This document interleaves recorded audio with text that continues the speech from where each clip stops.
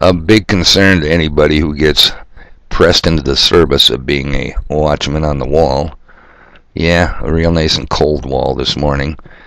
As you strive for accuracy, because if you're not accurate, if you mislead the people you're trying to warn, well, you might have a problem with the big guy that put you there in the first place. And again, ex-Navy people, and I know what Navy meant, never again volunteer yourself. How I got on this wall still remains a mystery to this day, and this day is Wednesday, the 9th of March, 2022. Beautiful weather. Unbelievable. But you know what? We're not going to go there. Now, I'm going to want to talk about collateral damage, unintended consequences from the hot war. The hot war I tried to convince you of. Wake up, people. We are at war, whether you want to believe it or not. But before I can do that, we got to talk about a very interesting character that hopefully you all know when I mention his name. Yeah, Murray. Now, interesting is not a word I'd normally use to describe him personally. That'd be about one of the last things I would ever use, interesting, to describe Murray, because he is far from interesting in that respect. He's a bore-ass. There's nothing, his conversations are boring and drawn out. They're always about his favorite subject, me, and he whines, and he snivels, and he tells anybody with an ear to hear how tough life has been on him. Yet, you can't figure out how he has the money he does, because he travels continuously. Usually his favorite state to travel to is Montana, where he likes to make the sheep nervous and corner the woolite market. But, he's the kind of guy that orders a round of drinks for the bar. And then when the bartender comes to collect, he says, "Oh, I'm just paying for my own. You got to get that from the rest of those guys." Now, you think that's strange, and no, he personally didn't do it, but the other day that just actually happened at the Bottom Feeder Pit, which I offer here now as evidence, as more proof that the Bottom Feeder Pit is indeed a Bottom Feeder Pit. A guy, not mentioning any names, orders a round, and when the bartender shows up to pay, he says, "Oh, I'm just paying for mine." Well, that's something Murray probably taught him to do, because that's kind of a typical thing about a Murray. So anyway, how is Murray interesting, and how does that tie into what I'm going to talk to you about today? Murray's interesting from the standpoint, I always thought his family tree was a twig, kind of just a stick in a pot, not a lot of branches on it. Turns out I am seriously wrong, because this guy is well related to a lot of powerful movers and shakers. Don't doubt me on this, people. In yesterday's video, we were talking about the Secretary of State, Anthony Winkin and Blinken and Nod, Anthony Blinken. Turns out, a relative of Murray's. And today, courtesy of the Tucker Carlson show, I'm going to play you another little soundbite from Stephen Cohen, a Democratic representative. Not just picking on the Democrats, people, because the Republicans are just as gung-ho about the Stand With Ukraine program that's being shoved down our throats. No, it turns out that Steve Cohen, he's related to Murray too. I can't believe it. You could not make this stuff up. So, let me clarify at one point real quick. Murray's interesting because of his connections, not because of him. No, his connections. If I had to think of one word, and I'm going to get off it, I'm going to quit kicking a guy when he's down. One word to describe Murray, what would come to mind here? I'm thinking. Oh yeah, how about pathetic? All right, let's move on. So, gasoline in the big city of Willow City went to 3 cents shy of $4 a gallon. $3.97.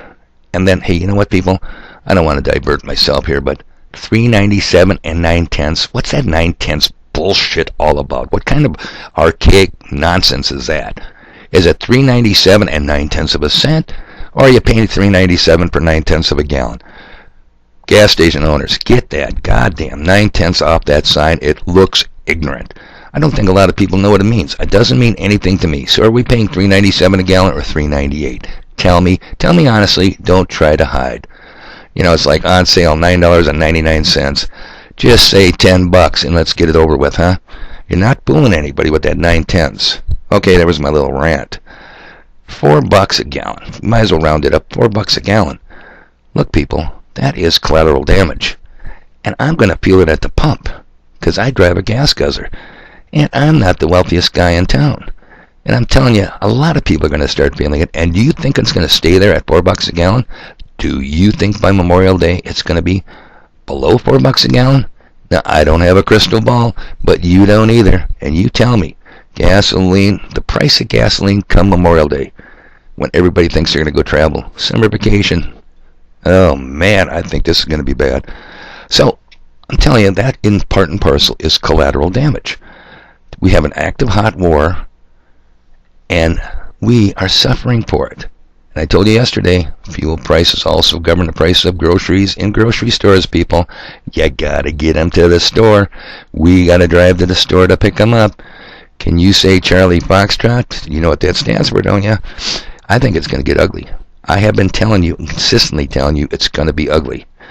So I'm telling you, the collateral damages and unintended consequences of this hot war are going to fall on us. Now let me play that one little soundbite from Murray's relative, Stephen Cohen, coming right up here on the Tucker Carlson show. Now I know a lot of people don't like Tucker, but who cares? Who cares who said it as long as it's true? Listen to this for Virtue Signaling 101. But the truth is, we should be thinking about the fact that when Americans go to fill up their cars, that they should think about sticking it to boot when they put that gas handle in the gas in your gas tank. It's going to cost a little more, and part of it's going to be because of Russia. And just stick it to Putin. Now. Yeah, that's what I'm going to think about. How about? Am I standing alone on this? When I put my gas nozzle, and this guy is struggling to master the English language. Obviously, you heard it. I didn't cut this up. I didn't edit it. When I stick the nozzle in my tank, I'm going to say, oh, look at that metered pump price. It's going to kill me. But you know what? It's worth it, because I'm going to stick it to Putin. Who could be dumb enough to fall for that? Who could get away with telling the American public that, other than, believe it or not, here we go again, Murray's family tree, a distant relative of his? Amazing people. And they gobble it up on CNN, they gobble it up on mainstream media, and I'll say it again, Democrats and Republicans alike are loving this. Now, when you talk about collateral damage in a war, you went to target Building A, but some of the shrapnel, some of the bomb fragment went over there and knocked out Building B, which happened to be a hospital or a grade school or what have you, and that's called collateral damage. It wasn't your intended target, but people suffered nevertheless. It was an unintended consequence. But is that what's really happening to us, people? Because we are suffering collateral damage, and it is, you haven't seen anything yet. I think it's going to get downright, upright serious. And are we the unintended victims of this collateral damage? Or, here's what I want you to think about, not saying I'm correct, or are we the intended victims of the consequences? Could it possibly be the war that we're seeing in the Ukraine and we're seeing in the Russian sector, way 6,000 miles from us? We're really the victims. Keep in mind what I told you yesterday, people. The hordes of the unwashed masses, military-age men crossing that border. Boy, that's off the radar, isn't it? Nobody's talking about that. And what else is nobody talking about? Prior to Russia's invasion from Vladimir Putin, also known as Vlad the Impaler, we heard nothing but the Mona Corona, still clogging up the hospitals. You still need to get the jabbo, the pokey poke. Hey, what happened to that? Does Putin get a Nobel Peace Prize for destroying the Mona? Does he? Does he cure it? I mean, it dropped off the radar, people. Think about it. Tell me what you heard about it lately. Not much. Now there's some admissions from the CDC we could go into, but I can't on YouTube, or they will give me the boot. So I'm going to tell you one more time, people. We are the collateral damage victims, and the unintended consequences, I think, are really intended. I don't think they're going to let us go. They hammered us for 2 years with you-know-what. We just got through that, and we go instantly from the frying pan into the fire. $4 a gallon, and it's going to go higher. Who wants to take a small bet? Because that's all I can afford is a small bet. Republicans, they're going to be your salvation. the Q movement, the Trump tards, you're going to have to just vote harder come November, people. And it isn't going to change anything because they are two wings of the same filthy bird. Anyhow, you know what I'm going to be getting around to telling you here. So that's how you can talk about Murray and use the word interesting. It's probably the only way you can talk about Murray and use the word interesting. I said pathetic usually comes to mind when I'm talking about Murray. You could probably use the F word in front of that, but it really doesn't change much, does it, people? Pathetic still is pathetic. And oh yeah, he's been making a lot of rounds over here lately. Just hate to walk into the bottom of Peter Pit and you go, oh no. Well, there he sits. 7 or 8 free drink chips in front of him. Yeah, wonder how he got them. Okay, people, enough of beating a dead horse. Yeah, I do have stuff to do. But just keep in mind, collateral damage, unintended consequences, or intended consequences.